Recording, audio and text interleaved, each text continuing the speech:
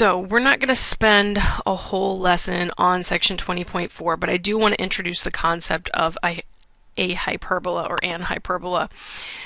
And again, you can see here what it would look like. It kind of looks like two stretched out, usually, maybe not necessarily, parabolas. Again, it's a bit steeper than a parabola. It's not quite as perfectly round or nice and round as a parabola is.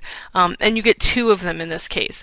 And so, again, you can think about the fact that if you had had a cone and you cut through that cone and you got both halves, that would be what you end up getting as far as a picture goes. So definition of a parabola, it consists of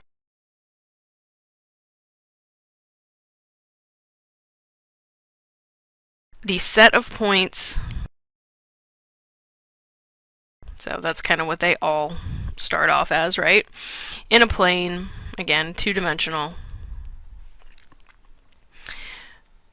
The difference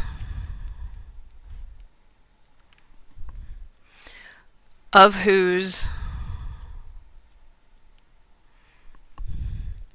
distance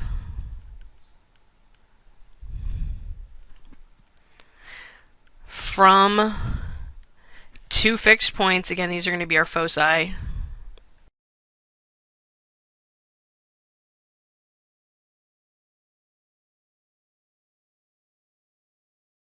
is a positive constant.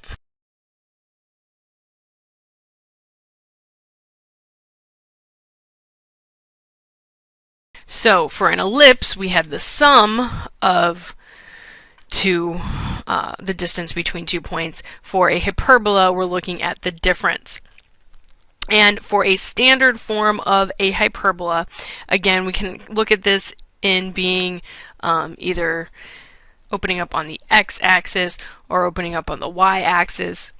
The standard form of a hyperbola that opens up here on the x-axis like this is going to be x squared over a squared minus, so there's the difference, y squared over b squared equals 1. Again, very similar to the ellipse.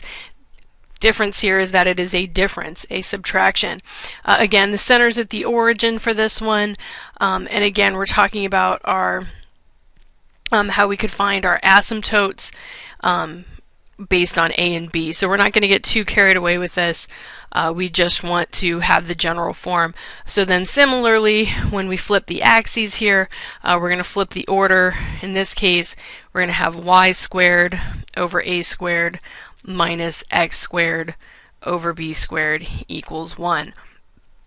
So that's all I really want to say about the hyperbola, just so that we can, when we get to 20.6, we can talk about the difference between all of these formulas and how to identify them.